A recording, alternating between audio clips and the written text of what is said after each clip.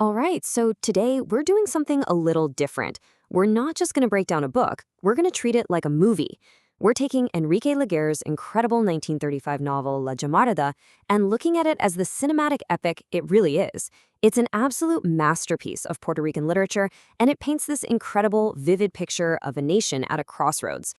Think of this quote as the tagline on the movie poster. It just nails why this novel is so powerful. It's more than just a plot. It's a portrait of an entire island's soul. Its stunning beauty, its deep pain, and the everyday people who are caught right in the middle of it all. It's perfect material for an unforgettable film. So, here's our playbill for this whole cinematic journey. First, we'll set the scene. Then, we'll dive into a classic three-act structure, following our hero's path. And finally, we'll talk about why this story's fire still burns so brightly even today. Every great film needs a world you can almost feel, and the world of La Llamarada is absolutely forged in hardship and conflict. This isn't just some passive backdrop. It's a living, breathing character that shapes everyone and everything in the story. Okay, picture this, like the opening crawl of a movie. The year is sometime in the 1930s. The Great Depression has a chokehold on the entire world, but for Puerto Rico, it's even more intense. See, huge American corporations have swooped in and taken over the sugar industry, and they're pretty much exploiting both the land and the people.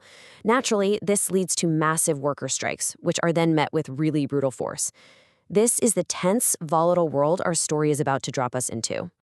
So, the stage is set. Time for our movie to begin.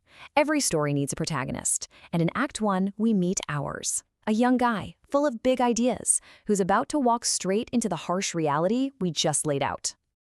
And here he is, our leading man, Juan Antonio Borrez.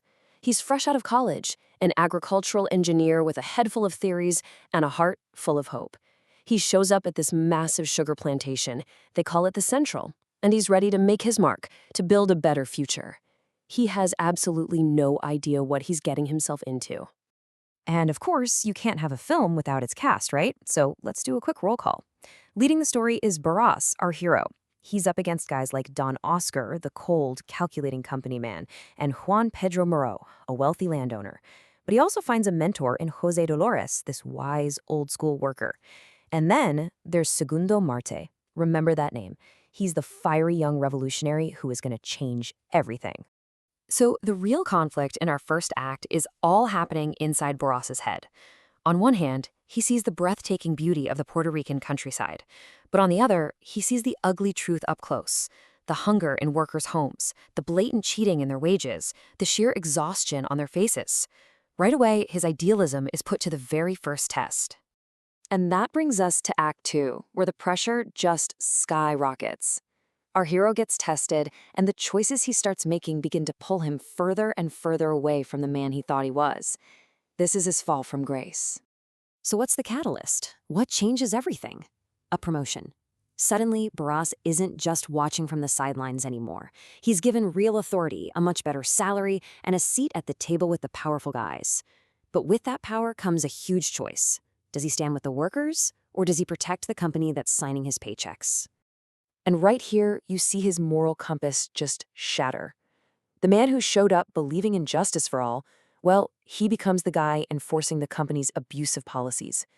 We watch, step by painful step, how Barras starts to accept the corruption, rationalize the exploitation, and eventually, he even starts to despise the very people he once wanted to help. You know that moment in a movie where everything just breaks?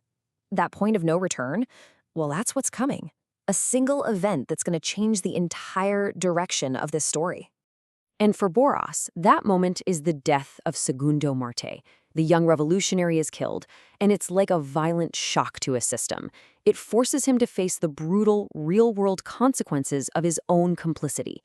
He can't hide behind his job title or his salary anymore. The illusion is gone. This brings us right into Act 3. This is where the novel's title, La Llamarada, the blaze, takes on its full, powerful meaning. It's time for the climax, and maybe for some redemption. See, the blaze isn't just one thing. It's both literal and metaphorical. I mean, yes, there is an actual fire in the cane fields, a symbol of the workers' rebellion. But even more importantly, a fire is ignited inside Barras himself.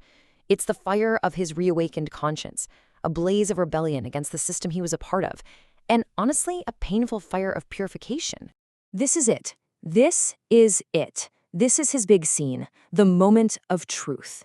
When his boss comes over to congratulate him for cracking down on the workers, Boras finally just explodes. He confronts him, accusing the company of basically enslaving his people, and this is the crucial part, he accuses himself of becoming just another exploiter. So how does our movie wrap up? Well, the ending comes fast. He completely rejects the corrupt world of the Central. Then, tragedy strikes. His father passes away, which calls him back home to his family's small coffee farm. And it's there that he finds his shot at redemption. Not in the giant corporate cane fields, but on his own land, where he can at least try to build that just future he once dreamed about. Okay, so the credits roll on our film, but the story's impact, that doesn't just end. So now we get to the director's commentary, if you will. Why, after all these decades, does this novel still matter so much?